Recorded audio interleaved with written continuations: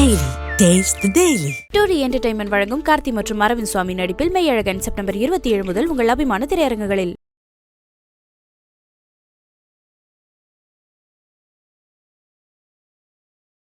இவன் பேர் என்ன? சிசிங் ராஜா. சிசிங்னா என்ன தெரியுமா? யார் பணம் வாங்கிட்டு கடன் திருப்பி கொடுக்கலையோ அவங்களெல்லாம் போய் அதை வசூல் பண்ணி கொண்டு வரக்கூடிய ஒரு கேரக்டர். இப்படி தான் அவன் ஆரம்பிக்கிறான். ஆனால் சீஸ் பண்ண ஆரம்பித்தவன் அதில் நிறைய பணம் வந்த உடனே கொலைங்கிறதுலையும் இறங்குறான். கொலையில் பல லட்சம் கிடைக்குது. அப்போ கொலைங்கிறத இறங்க ஆரம்பிக்கிறான்.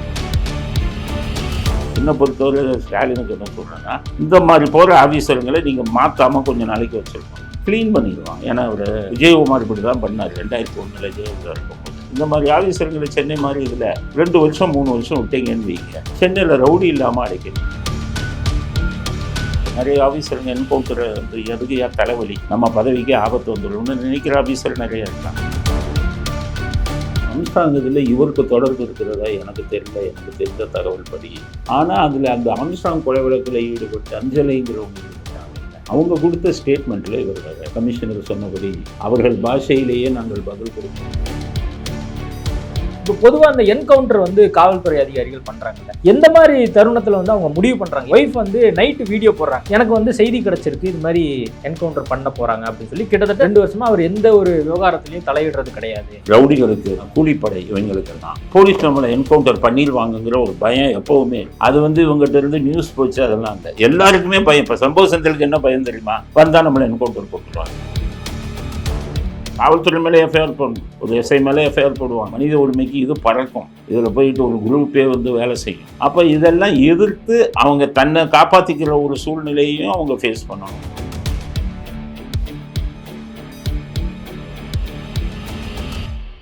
ஐபிசி தமிழ் நேயர்களுக்கு வணக்கம். இன்றைய நேர்காணலில் நம்மோடு இணைந்திருப்பவர் முன்னாள் காவல்துறை அதிகாரி வரதராஜன் அவர்கள். வணக்கம் சார். வணக்கம். என்கவுண்டரில் சிசிங் ராஜாவை போட்டு தள்ளியிருக்கு காவல்துறை. தொடர்ந்து வந்து என்கவுண்டர் அதிகமாகிட்டு இருக்கு தமிழ்நாட்டில் அப்படிங்கிற ஒரு பேசுபொருளும் இருந்துட்டு இருக்கு. இந்த ஆம்ஸ்ட்ராங் கொலை வழக்கில் முக்கிய நபராக சிசிங் ராஜா பார்க்கப்பட்டார்.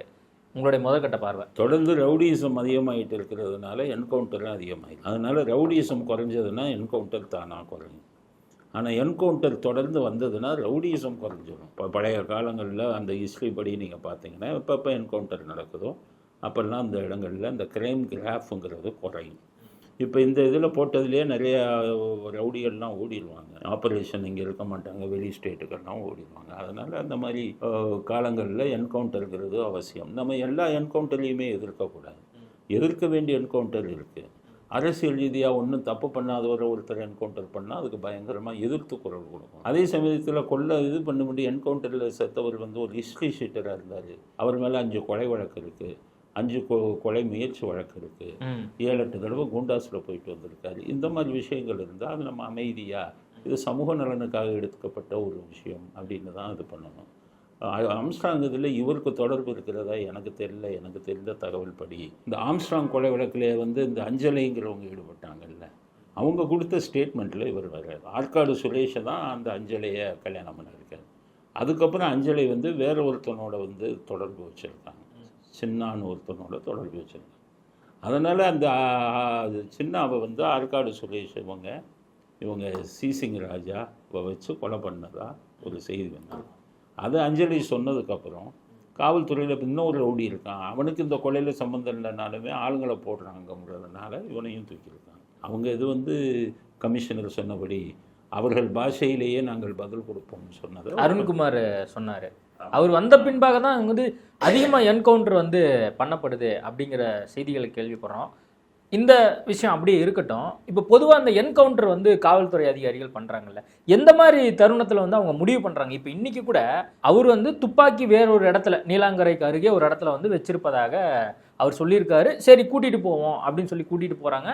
கூட்டிகிட்டு போகும்போது வந்து இந்த மாதிரி அவர் தப்பிக்க முயல்றாரு, ஒரு காவல்துறை அதிகாரி போட்டு தள்ளிடுறாரு. இந்த மாதிரி தருணத்தெல்லாம் என்கவுண்டர் பண்ணுவாங்களா, இல்லை இயல்பாகவே வந்து பிளான் பண்ணி காவல்துறையை வந்து இவரை ஸ்கெட்சை போட்டு தூக்கணும் அப்படின்னு நினச்சி ஒரு சில இதில் பிளான் பண்ணுவாங்க. இப்போ பொன்மாணிக்கவேல் இருக்கும்போது நான் சென்ட் தாமஸ் மவுண்டில் இருந்தேன். பொன்மாணிக்கவேல் இங்கே எஸ்பியாக இருந்தது. அப்போ ஒரு டெக்காயிட்டி நடந்தது.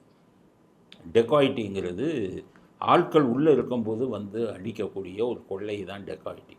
5 பேருக்கு மேலே இருந்தது தான் டெக்காயிட்டி. அவங்க ஆளுங்க உள்ளே இருக்கும்போது உள்ளே வந்து ஆட்களை தாக்குவாங்க. பாலியல் பலாத்காரம் பண்ணுவாங்க. மற்றபடி இரத்த வெள்ளத்தில் இது பண்ணிட்டு தான் கொள்ளையடிச்சிட்டு போவாங்க. இதுக்குன்னு ஒரு குரூப் இருக்குது. நம்ம விழுப்புரம் அந்த சைடு உள்ள உளுந்தூர்பேட்டை அதில் உள்ள ஒரு கேங் வந்து இதை பண்ணுவாங்க தமிழ்நாட்டில். இதில் வந்து ஆந்திராவில் வந்து இதுக்குன்னு வேறு ஒரு குரூப் இருக்குது, ஸ்டூவர்ட்புரம் கேங்க்குன்னு பேர். வட இந்தியாவில் ராஜஸ்தானில் வந்து பவாரியா கேங்கெல்லாம் இந்த மாதிரி டெக்காய்ட்டி பண்ணுறவங்க தான். ஆனால் நாங்கள் போகும்போது வந்து இந்த வழக்குக்கு போகும்போது இந்த ஒரு டெக்காய்ட்டி வந்து துறைப்பாக்கத்தில் நடந்தது. அப்போ அந்த துறைப்பாக்கம் எதுக்கு போயிருக்கும்போது நான் அங்கே போன உடனே நாங்கள் விசாரிப்போம், அங்கே உள்ளவங்க வந்தவங்க எப்படி இருந்தாங்க அப்படிங்கிற விஷயம்லாம் அவங்கள சொல்கிறத வச்சு இது எந்த கேங்காக இருக்கணும் முடிவு பண்ணுவோம். அப்போ அங்கே நான் உள்ளே போகும்போது வந்தவங்க எப்படி இருந்தாங்கங்கும்போது அண்டர்வேரோடு இருந்தாங்க, லுங்கியை வந்து தலையில் கட்டியிருந்தாங்க, வெறும் பேர் பாடியோடு வந்தாங்க, உடம்புல எண்ணெய் தடவி இருந்தாங்க, இப்படிங்கிற விஷயம்லாம் சொன்னாங்க. அது சொன்ன உடனே இது வந்து உளுந்தூர்பேட்டு விழுப்புரம் கேங்குன்னு முடிவு பண்ணிட்டோம். ஏன்னா வட இந்தியா ஸ்டூவர்ட்புரம் அவங்களுடைய மோடஸ் ஆப்பரண்டி வேறு, அவங்க வேறு மாதிரி வருவாங்க. இது வந்து இந்த குரூப்புன்னு முடிவு பண்ணிட்டோம். அவர் உள்ளே வந்ததுக்கப்புறம் அதில் மிகப்பெரியது என்னென்னா, ஒரு உள்ளே வந்து கதவை உடைக்கிறாங்க, பின்பக்க கதவை கடப்பாறையால் அடித்து உடைக்கிறாங்க. அப்போ உள்ளே படுத்து கிடந்தவங்க அதிர்ச்சியில் எந்திரிச்சு என்னன்னு பார்க்குறாங்க, ஒற்றை அடி அவங்கள தலையில், அந்த ரூம் பூரா ரத்தம். அவங்க எதிர்த்து கூட போகிறாங்கல்ல, பயமுறுத்துறதுக்காக அடிப்பாங்க, அந்த மாதிரி ஒரு அடி அடித்தாங்க, இதாகிட்டாங்க. அப்போ அவர் கேட்குறாரு, வேறு என்னம்மா பண்ணான்னா, கல்யாணமான புதுசு கணவன் மனைவி அங்கே இருக்காங்க, இளம் மனைவி. அப்போ அவருக்கு சந்தேகம் வரும்போது பாலியல் பலாத்காரம் பண்ணான்னா அந்த பெண் அழுதுட்டு ஆமான்னு சொல்லிச்சு. அப்புறம் அந்த பெண்ணை தனியாக கூப்பிட்டு விசாரிக்கும்போது 4 பேர் என்ன பாலியல் பலாத்காரம் பண்ணாங்க அப்படின்னு சொன்னாங்க. உடனே ஒரு கேலண்டரை வந்து பார்த்தாரு, அது இன்றைக்கி என்ன தேதி 14, அடுத்த மாதம் 14 ரவுண்டு போட்டார் பேனல். இதுக்குள்ளே இவங்களை பிடிச்சி இவங்களை வந்து அவங்க செஞ்ச குற்றத்துக்கு ஏற்ற தண்டனை வழங்குவேன் அப்படின்னு அவர் சொன்னார். அவர் மனசுக்குள்ளே இருந்தது என்கவுண்டர்லாம். அவர் மனிதாபிமானம் உள்ளவங்க தானே. அதே மாதிரி அந்த ஒரு மாதத்துக்குள்ளே அவங்க க்ளீனாக மாட்டினாங்க. அவங்கள கூட்டிகிட்டு வந்து அந்த பெண்ணிட்ட காமிச்சார், உன்னை பாலியல் பலாத்காரம் பண்ணது ஆள் யாருமா, அவங்க ஒரு 4 பேரை காமிச்சாங்க. அதுக்கப்புறம் இவங்களை வந்து சரியான அடி கொடுக்கணும், நாளைக்கு இந்த தப்பை பண்ண முடியாதுன்னு சொல்லி திருவான்மையூர் அப்போ கொஞ்சம் கூட்டம்லாம் கம்மி, அந்த இருக்கக்கூடிய இதுக்குலாம் கூட்டிகிட்டு போய் அவர் விசாரிக்கும்போது இவரை தள்ளிவிட்டு, இவரை ஒருத்தவர்னா தனியாக போய் ஃபேஸ் பண்ணோம். அப்போ இவரை கொஞ்சம் தள்ளி விட்டுட்டு ஓடினோடனே இது நல்ல வசதியாக போச்சுன்னு என்கவுண்டர் பண்ணார். அந்த என்கவுண்டரை வந்து அந்த பெண்ணு வந்து 4 பேர் பாலியல் பலாத்காரம் பண்ணாங்க, கொடூரமான முறையில் பண்ணாங்கங்கும் போதே ஃபிக்ஸ் பண்ணாங்க, இவங்களெல்லாம் என்கவுண்டர் பண்ணணும். இது வந்து சொந்த பகைக்காக பண்ணுறதில்ல, சமுதாய நலனுக்காக. இவன் வெளியில் விட்டிங்கன்னா அடுத்த பெண்களையும் இப்படி போய் பண்ணுவான், இன்னும் கொலை கூட பண்ணுவான். அதனால் என்கவுண்டருங்கிறது வந்து முடிவு பண்ணுவாங்க. இப்போ வீரப்பனெல்லாம் என்கவுண்டர் பண்ணணுங்கிற முடிவு வந்து முதலே எடுத்திருந்தாங்க, பிடிச்சா கூட அவனை என்கவுண்டர் பண்ணணும் அப்படி. அதனால் முடிவு எடுத்துகிட்டு தான் பண்ணுவாங்க. ஒரு சூழல் கருதி ஒரு சமுதாய நல்ல ஒரு நோக்கத்துக்காக பண்ணப்படுது அப்படின்னு சொல்கிறீங்க. இந்த என்கவுண்டர் அதுவும் குறிப்பாக வந்து இன்றைக்கி கொல்லப்பட்டிருக்கக்கூடிய அவருடைய என்கவுண்டருங்கிறது திட்டமிடப்பட்ட ஒன்று தான் அப்படின்னு எப்படி நம்ம புரிஞ்சுக்கிறோன்னா, ஒய்ஃப் வந்து நைட்டு வீடியோ போடுறாங்க, அரெஸ்ட் பண்ணுறாங்க. ஞாயிற்றுக்கிழமை காலையில் டிஃபன் வாங்க போனவர் ஆளை காணோம், நைட்டு வரைக்கும் காணோம், எனக்கு வந்து செய்தி கிடச்சிருக்கு இது மாதிரி என்கவுண்டர் பண்ண போகிறாங்க அப்படின்னு சொல்லி கிட்டத்தட்ட 2 வருஷமாக அவர் எந்த ஒரு விவகாரத்துலையும் தலையிடுறது கிடையாது அப்படின்னு சொல்லி சொல்கிறாங்க. இப்போ தான் வந்து 2 மாதம் குழந்தையும் இருக்குது அப்படிங்கிற விஷயம் சொல்கிறாங்க. அப்போ இதை எப்படி நம்ம புரிஞ்சுக்கிறது? 2 வருஷமாக அவர் எந்த ஒரு விவகாரத்துலையும் தலையிடலை, இவரை ஏன் வந்து என்கவுண்டர் பண்ணணும்னு சொல்லி இவங்க நினைக்கிறாங்க? அதாவது எல்லா குற்றவாளிக்கும், ரவுடிகளுக்கு, கூலிப்படை, இவங்களுக்கெல்லாம் போலீஸ் நம்மளை என்கவுண்டர் பண்ணிடுவாங்கங்கிற ஒரு பயம் எப்போவுமே இருக்கும். அது வந்து இவங்ககிட்ட இருந்து நியூஸ் போச்சு அதெல்லாம் இல்லை, எல்லாருக்குமே பயம். இப்போ சம்பவ செந்திலுக்கு என்ன பயம் தெரியுமா, வந்தால் நம்மளை என்கவுண்டர் போட்டுருவாங்க, அந்த பயம் எப்போவோ எப்படியோ இருக்கும். அதனால் அந்த அம்மா என்ன சொல்லியிருப்பாங்க, நம்ம கணவர் பிடிச்சா என்கவுண்டர் பண்ணிடுவாங்க அப்படிங்கிறதுனால எங்களுக்கு செய்தி வந்து. அந்த மனைவி வந்து வீடியோ போடுறாங்க, இந்த வீடியோ வந்து கண்டிப்பாக காவல்துறைக்கு கண்டிப்பாக போயிருந்திருக்கும், அதெல்லாம் தாண்டி வந்து என்கவுண்டர் பண்ணணும்னு நினைக்கிறாங்கன்னா இதை எப்படி புரிஞ்சுக்கிறது? தப்பிச்சு போயிட்டார் அப்படின்னா இன்னும் ஒரு பெரிய விஷயத்த பண்ணிடுவார் அப்படிங்க. நைட்டு வந்து அவங்களுக்கு வந்து செய்தி வந்திருக்குன்னா அப்போ நைட்டு போலீஸில் பிடிபட்டுட்டாங்கங்கிற செய்தி அவங்களுக்கு வந்திருக்கும். அதை பேஸ் பண்ணி கணவனை கொண்டுருவாங்கன்னு அவங்க சொல்லியிருக்கலாம், அவ்வளோதான். அதனால் எல்லாரையும் சுற்ற மாட்டாங்க காவல்துறையில். ஏன்னா ஒரு இதை சுட்டாங்கன்னா அவங்களுக்கு பல பிரச்சனைகள் வரும். அவங்க மேலே எஃப்ஐஆர் போடணும், காவல்துறை மேலே எஃப்ஐஆர் போடணும், ஒரு எஸ்ஐ மேலே எஃப்ஐஆர் போடுவாங்க. மனித உரிமைக்கு இது பறக்கும்.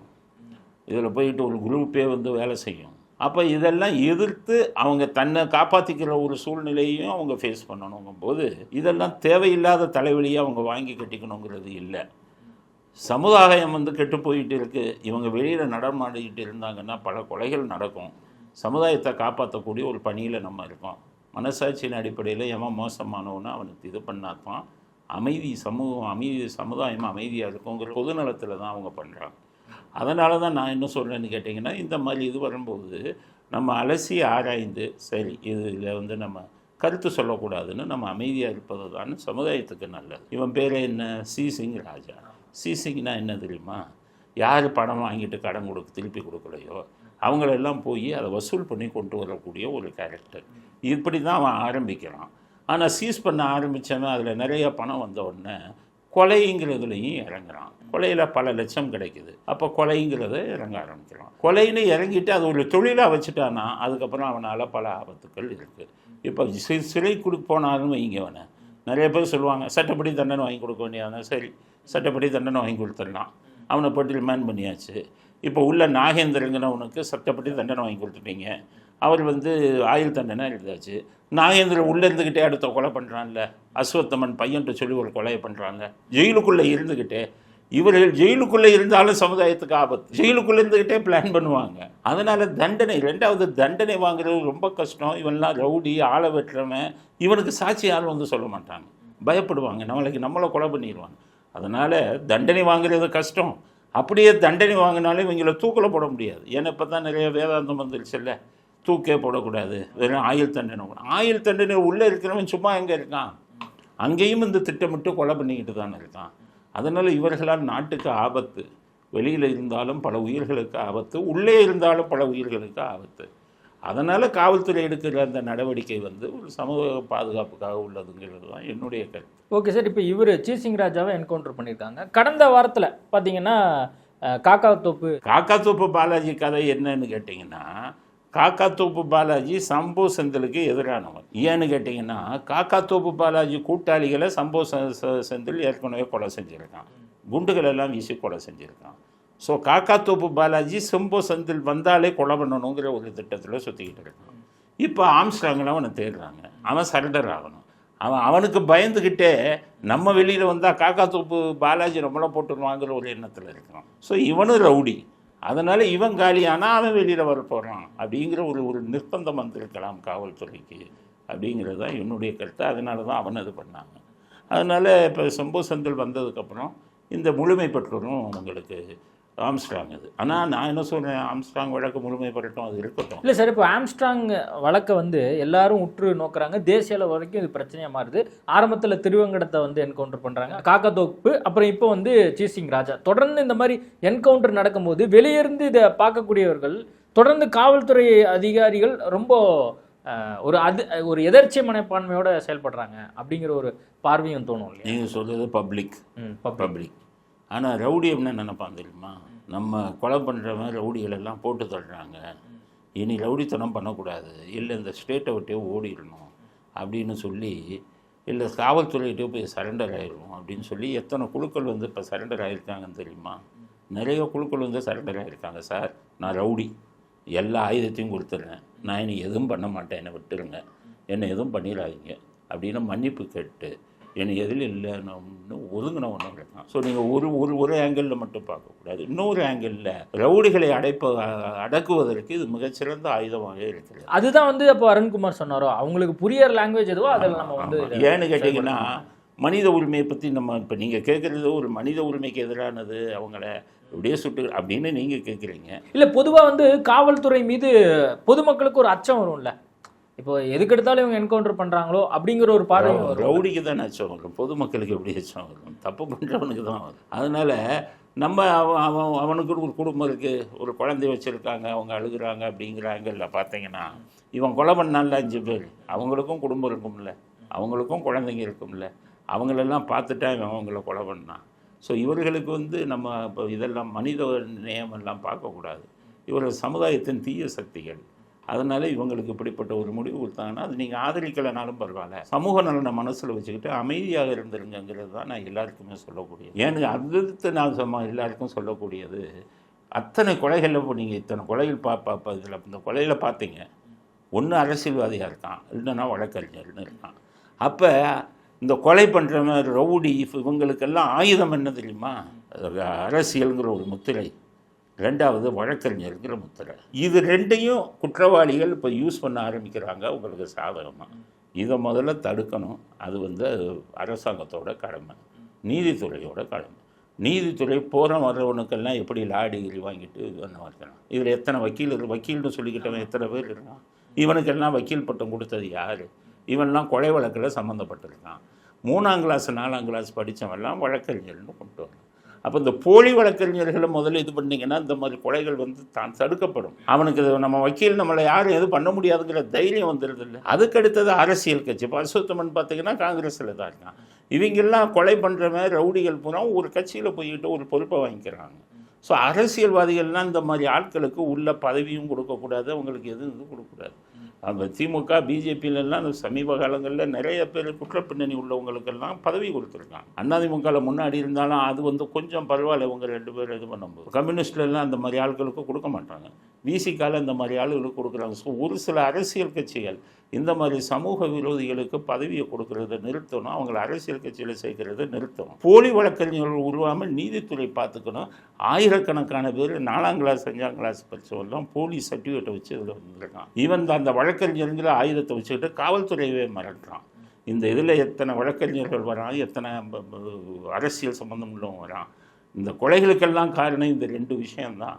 இந்த 2 விஷயத்தை நீங்கள் சுத்தப்படுத்தினாலே கொலைங்கிறது இந்த பட்டத்தை சுமந்து கொண்டு போகிற ரேட் குறைஞ்சிடும் அப்படிங்கிறதும் நம்ம இல்லை. இப்போ ஒட்டுமொத்தமாக ஆம்ஸ்ட்ராங் அந்த கொலையில் கிட்டத்தட்ட 39 பேரை இது வரைக்கும் கைது பண்ணியிருக்கிறாங்க. அதில் சில பேர் என்கவுண்டர், சில பேர் நீங்கள் சொன்ன மாதிரி வழக்கறிஞராகவும் இருக்காங்க, சில பேர் அரசியல் கட்சியில் உறுப்பினராகவும் இருக்கிறாங்க. அப்போ இந்த ஆம்ஸ்ட்ராங் அந்த கொலை பண்ணதில் ஒரு ஃபார்மெட், இப்போ நீங்கள் ஆரம்பத்தில் சொன்ன மாதிரி இப்போ விழுப்புரம் கேங் இந்த மாதிரி மாணிக்கவேல் விஷயத்தில் எப்படி அவர் கையாண்டார் அப்படிங்கிற விஷயம் சொன்னீங்க. ஒவ்வொருத்தருக்கும் ஒவ்வொரு கேங்குக்கும் ஒரு ஃபார்மெட் இருக்கும் அப்படின்னு நீங்கள் சொல்கிறீங்களே, அது மாதிரி இந்த ஆம்ஸ்ட்ராங் கொலை வழக்கில் இவங்க அந்த கொலை பண்ண விஷயத்தை வச்சு நம்மளால் ஏதாவது கணிக்க முடியுதா, இந்த கேங் இந்த விஷயத்த பண்ணியிருப்பாங்க அப்படின்னு சொல்லி? அதாவது விசாரணையில் தான் நான் கரெக்டாக கணிச்சாங்க. அந்த ஒரு ஆற்காடு சுரேஷ் இருக்காரு, அவருடைய தம்பியை தானே முதல்ல பிடிச்சாங்க. திருவங்கடம் அந்த குரூப்பை தானே முதல்ல பிடிச்சாங்க.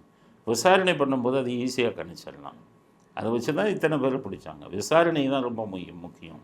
அதனால் அன்னைக்கு கொலை நடந்த அன்னைக்கு இவர்கள் சந்தேகப்பட்டு அவங்களுடைய லொக்கேஷன் எல்லாம் வெரிஃபை பண்ணும்போது அதே லொக்கேஷன் ஒன்று தான் முதல் 6 பேரை அவங்க போய் பிடிச்சாங்க. பொதுவாக சரண்டர் ஆகிறவங்கெல்லாம் டூப்ளிகேட் ஆள் தான் சரண்டர் ஆகும். இந்த இதில் ஒரிஜினல் ஆளே சரண்டர் ஆகும். அந்த இவங்கெல்லாம் திருவேங்கடமெல்லாம் 2 நாள்லேயே சரண்டர் ஆகிட்டாங்க.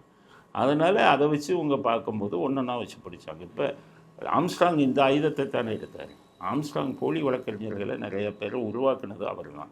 அவரே ஒரு போலி வழக்கறிஞர் தான். அவர் 10th தான் படித்தார், +2 கூட முடிக்கலை அவர். ஆனால் அவர் ஒரு டிகிரி முடித்ததா ஒரு இது வாங்கி, பிஎல் முடித்ததா ஆந்திராவில் வாங்கி, அது மட்டும் இல்லாமல் பகுஜன் சமாஜ் கட்சிங்கிறத இதுக்கு அவர் தலைவராகி நிறைய வழக்கறிஞர்களை போலி வழக்கறிஞர்களை அவர் உருவாக்கி இவர் இந்த மாதிரி உருவாக்கிட்டாரு அப்படிங்கிற அலிகேஷன் இப்போ நீங்கள் சொல்கிறது மூலிமா நிறைய விஷயம் தெரிய வருது. இப்போது இந்த விசாரணை போக்குங்கிறது சரியாக தான் போகிறதா நீங்கள் பார்க்குறீங்களா? ஏன்னா தொடர்ந்து காவல்துறை அதிகாரிகள் இந்த மாதிரி யாரோ ஒருத்தர் போய் இந்த மாதிரி தொடர்ந்து விசாரணை பண்ணுறேன்னு சொல்கிறாங்க. இல்லை எப்படின்னு கேட்டிங்கன்னா, இப்போ அவங்க வீட்டிலேயே இதில் கைது செய்யப்பட்டவர்கள் யாரும் போலியானாலுங்கன்னு சொல்லலையே. அவங்க வீட்டிலேயே ஆற்காடு சுரேஷை தான் சந்தேகப்பட்டாங்க. ஆற்காடு சுரேஷ் பின்னணி தானே ஆரம்பத்தில் வந்தது. ஆனால் ஆற்காடு சுரேஷோடு சேர்ந்து நிறையா கேங்கு உருவாக்கியிருக்காங்க. இப்போ ஆம்ஸ்ட்ராங்க்கு நிறைய எதிரிகள். இப்போ அவர் இது ட்ரஸ்ட்டு இது போர்ட் ட்ரஸ்ட் இருக்குல்ல, துறைமுகம், அங்கே உள்ள கான்ட்ராக்டர்லாம் இருக்குது. அந்த கான்ட்ராக்டர்லாம் ரவுடி பேக்ரவுண்ட் இருக்கிறவங்க தான் எடுக்க முடியும். அதுலேயும் போய் இவர் கான்ட்ராக்ட் எடுத்ததில் இந்த ரவுடிகள் குரூப்போட பல ரவுடிகள் குரூப்போட அவருக்கு பகையாச்சு. ஸோ நிறைய பகையாட்களை அவர் தேர்ந்தெடுத்துக்கிட்டார்.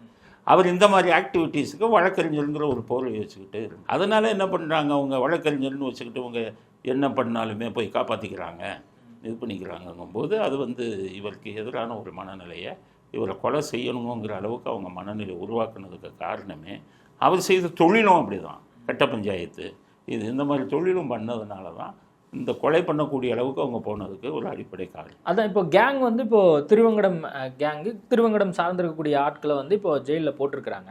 இப்போ இதோட இது முற்றுப்பெறாமல் தொடர்ந்து நீட்சி ஆகிட்டே இருக்கே. அப்போ இதை எப்படி நம்ம இல்லை அதில் இந்த கேங்கோட தொடர்புடைய எல்லாத்தையும் பிடிக்கிறாங்க. அதனால தான் அவங்களே இப்போ போலீஸ் அறிக்கை விட்டுருக்காங்க. சிசிங் ராஜாவுக்கும் கொலைக்க சம்மந்தம் இல்லைன்னு அறிக்கை விட்டுருக்காங்க. இந்த குரூப்பை பிடிக்கும்போது அவர் அருணோட ஐடியாவை இந்த குரூப்போட தொடர்புடைய எல்லா ரவுடி பசங்களை பூரா அதில் அடக்கிடணும்னு பார்க்குறாரு. அதனால தான் இதில் சம்மந்தப்பட்ட இந்த குரூப்போட சம்மந்தப்பட்ட மற்ற ரவுடிகளையும் அவங்க பிடிச்சி அடிக்கிறதுக்கு காரணமே இதோட ஒரு ரவுடி கேங்குக்கு ஒரு முற்றுப்புள்ளி வைக்கணும்னு நினைக்கிறாங்க. என்னை பொறுத்தவரை இவருக்கு ஸ்டாலினுக்கு என்ன சொல்கிறேன்னா, இந்த மாதிரி போகிற ஆஃபீஸருங்களை நீங்கள் மாற்றாமல் கொஞ்சம் நாளைக்கு வச்சுருக்கணும், க்ளீன் பண்ணிடுவாங்க. ஏன்னா அவர் விஜயகுமார் இப்படி தான் பண்ணார். 2001 ஜெயலலிதா இருக்கும்போது க்ளீனாக 11 என்கவுண்டர் போட்டார், க்ளீன் பண்ணார். பொன்மாணிக்கவரை சென்ட் தாமஸ் மவுண்டில் இருக்கும்போது 12 என்கவுண்டர் பண்ணார், க்ளீன் பண்ணாங்க. திருப்பாதி திருச்சியில் இருக்கும்போது இதே மாதிரி என்கவுண்டர் அடித்தார், க்ளீன் பண்ணார். ஸோ தேவாரம் இருக்கும்போது நக்சலைட் இதெல்லாம் போட்டார், க்ளீன் பண்ணார். இந்த மாதிரி ஆஃபீஸருங்களை சென்னை மாதிரி இதில் 2 வருஷம் 3 வருஷம் விட்டீங்கன்னு வைங்க, சென்னையில் ரவுடி இல்லாமல் அடைக்கிடுவாங்க. அரசியல்வாதிகள் கொஞ்ச நாள் வச்சுருப்பாங்க, அவங்கள மாற்றிட்டு கொஞ்சம் சாஃப்டான ஆளுகளை போட்டாங்கன்னு வைங்க, அப்படியே டவுனு. இந்த மாதிரி ஆஃபீஸர் கிடைக்கிறது ரொம்ப கஷ்டம். இப்போ நிறைய ஆஃபீஸருங்க என்கவுண்டர் வந்து எதுக்கு தலைவலி, நம்ம பதவிக்கே ஆபத்து வந்துடும்னு நினைக்கிற ஆஃபீஸர் நிறைய இருக்காங்க. அதனால நான் அவர்கிட்ட பேசுனது கூட இல்லை, அவர் நேர கூட பார்த்ததில்லை யாருன்னு. பட் அவர் செயல்படும் விதம் வந்து ரவுடிகளுக்கு வருங்காலாக இருக்குது. இவரை கொஞ்ச நாளைக்கு விடுங்க, ஃப்ரீயாக விட்டீங்கன்னா அவர் போகிற போக்கு சரியாக இருக்குது அப்படிங்கிறது தான் என்னுடைய இது. தப்பான ஆளுங்களையும் அவர் என்கொயரி பண்ணலை. ஓகே சார், நான் டவுட்டுக்காக கேட்குறேன். இப்போ இவர் போல்டாக வந்து ரவுடிகளுக்கு புரியிற பாஷையில் நம்ம வந்து திரும்ப கொடுப்போம் அப்படின்னு சொல்கிறாரு. பொதுவாக வந்து என்கவுண்டர் வந்து பண்ணணும் அப்படிங்கிற முடிவை யார் எடுப்பா, யார் இனிஷியேட் பண்ணுவா? அது ஒரு இப்போ பெரிய லெவலில் கலெக்டிவ் இதில் மொத்தமாக சேர்ந்து தான் அந்த முடிவு. அது வெளியில் தெரியும். இப்போ நீங்கள் சொல்கிற கேள்விக்கு பதில் சொன்னேன். வீரப்பனை உயிரோடு பிடிச்சாங்க, அதுதான் உண்மை. வீரப்பனை உயிரோடு பிடிச்சதுக்கப்புறம் டிஸ்கஸ் பண்ணுறாங்க, இவனை எப்படி இது பண்ணணுமா முதலமைச்சர் வரை அதை டிஸ்கஸ் பண்ணாங்க. அவங்க அந்த அம்மா சொல்லிட்டாங்க, போலீஸ் விஷயம் நீங்கள் எது கரெக்டாக அதை செய்யுங்க, உங்களுக்கு நான் சுதந்திரம் கொடுத்துறேன், நீங்கள் பண்ணுங்க அப்படின்ட்டு. ஸோ ஒரு நாள் 2 நாள் அந்த கன்சல்டேஷன் முடிஞ்சு தான் அந்த என்கவுண்டரை பண்ணேன். இந்த மாதிரி நொட்டோரியஸ் இதை வந்து இவங்ககிட்ட கேட்பாங்க, இவங்க டிஜிபி அந்த மாதிரி சீஃப் வர பேசுவாங்க.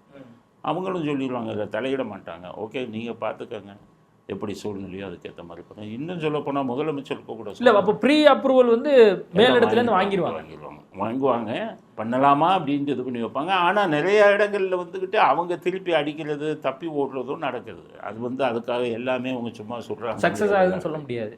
இது அவங்க திருப்பி ஓடுறது, அடிக்கிறது, தாக்கிட்டு ஓடுறது, இந்த மாதிரி விஷயங்களும் நிறைய இதில் நடக்கும். அதை பேஸ் பண்ணியும் என்கவுண்டர்ஸ் நடக்கும். அதனால் எல்லா என்கவுண்டர்களும் திட்டமிடுறது இல்லை, ஒரு சில என்கவுண்டர்கள் திட்டமிடப்பட்டிருக்கலாம். ஆனால் மற்ற என்கவுண்டர்கள் அவங்க திருப்பி தாக்குறதுலேயும் நடந்த என்கவுண்டர்கள்லாம் இருக்குது. அதை எனக்கு என்னை பொறுத்தவரை ஆராய்ச்சி செய்யாதீங்கன்னு தான் எல்லாருக்கும் சொல்கிறேன். பத்திரிகையாளர்கள் உங்களுக்கும் சொல்கிறேன், பொதுமக்களுக்கும் சொல்கிறேன். பாருங்கள், ஆள் எப்படி ஆளுன்னு பாருங்கள். ஒரு பத்திரிகையாளன் என்கவுண்டர் போட்டால் ஒட்டுமொத்த பேர் எதிருங்க. ஒரு சாதாரண ஆள் என்கவுண்டர் போட்டால் ஆளுங்கட்சி சொன்னதை வச்சு பண்ணிட்டா விடாதீங்க. அதில் போலீஸ் மேலே நீங்கள் பரிதாபம் காட்டாதீங்க. பார்க்குறீங்க, கொலையாளி 4-5 கொலை பண்ணியிருக்கான், 10 வழக்கு இருக்குது, கண்டுக்காதீங்க, கருத்தே சொல்லாதீங்கிறாங்க. அப்படியே அமைதியாக இருக்கும். காரணம், உங்களுடைய பாதுகாப்புக்காகவும் நம்முடைய பாதுகாப்புக்காகவும் எடுக்கப்பட்ட ஒரு நடவடிக்கை அது. ஏன்னா அவெல்லாம் 5 லட்ச ரூபா ஒருத்தனை வெட்டி தலையை கொண்டு வந்துடுவான். இவனுக்கு கீழே இருக்கிறவன்லாம் தனித்தனி பிரான்ச் ஆரம்பிச்சிட்டான். 18 வயசு 21 வயசு ஆளுங்களை அவன் வச்சுருக்கான். அவன் 2 கொலை பண்ணோடனே அவன் தனி தாதாவாயிடுறான். அப்போ ஆரம்பிக்கும் போது 20,000 ரூபா 30,000 ரூபாய்க்கெல்லாம் கொலை பண்ணுறாங்க. அப்போ நமக்கு என்ன பாதுகாப்பு இருக்குது? அதனால் இந்த மாதிரி அடித்தா தான் இதாகும். பாம்பேல இந்த மாதிரி என்கவுண்டர் போட்டு தான் ரவுடிகளே அடக்கினாங்க. 48 என்கவுண்டர் பண்ணாங்க. அதனால் இந்த என்கவுண்டர்கள் எல்லாம் சமுதாயத்தின் நலனுக்காக எடுக்கப்பட்டது அப்படின்னு புரிஞ்சுக்கோங்க. இதை எதிர்க்காதீர்கள். ஆனால் அதே சமயத்தில் எப்போவுமே என்கவுண்டர் எதிர்க்காமல் இருக்காதீங்க. மோசமான தப்பான என்கவுண்டர் நடக்கிறதுக்கும் வாய்ப்பு இருக்குது அரசியல்வாதிகளின் தூண்டுதல்னால. அப்படி நடக்கும்போது எல்லோரும் ஒட்டுமொத்தமாக நம்ம எதிர்ப்பு குரலை கொடுக்கணும் அப்படிங்கிறது தான் என்னுடைய வேண்டுகோள். நிறைய விஷயங்கள் குறித்து பேசியிருக்கோம், நேர்காணல் கொடுத்தது நன்றி.